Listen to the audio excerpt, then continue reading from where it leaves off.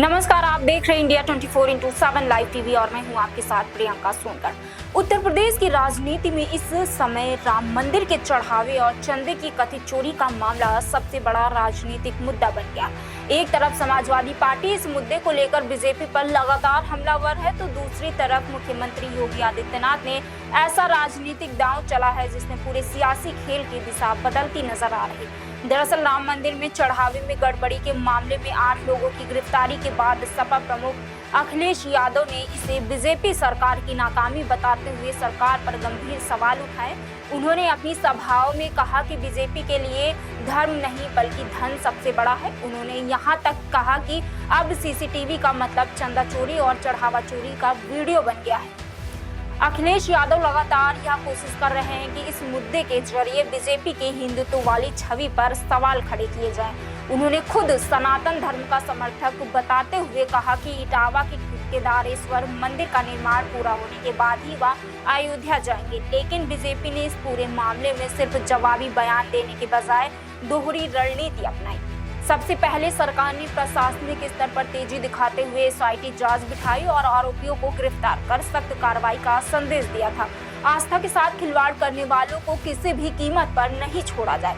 इसके बाद मुख्यमंत्री योगी आदित्यनाथ ने राजनीतिक मोर्चे पर बड़ा दांव खेलते हुए मथुरा का मुद्दा उठा दिया।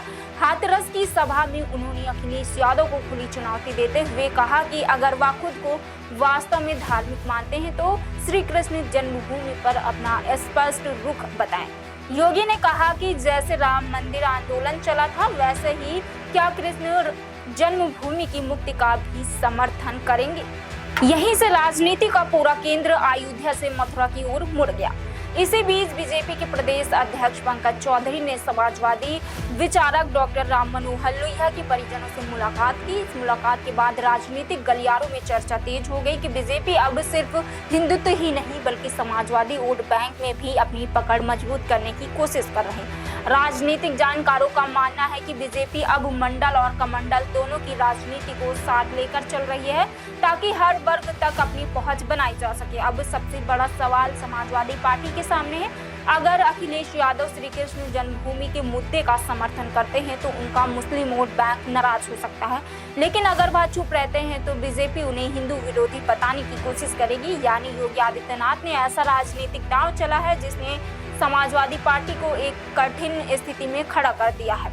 अब देखना दिलचस्प होगा कि अखिलेश यादव इस चुनौती को क्या जवाब देते हैं और उत्तर प्रदेश की राजनीति में अगला मोड़ किस दिशा में जाता है। फिलहाल इतना तय है कि राम मंदिर के चंदा विवाद में से शुरू हुई सियासत अब मथुरा तक पहुंच चुकी है और अपने आने वाले दिनों में यह मुद्दा यूपी की राजनीति को और भी ज्यादा गरमा सकता है।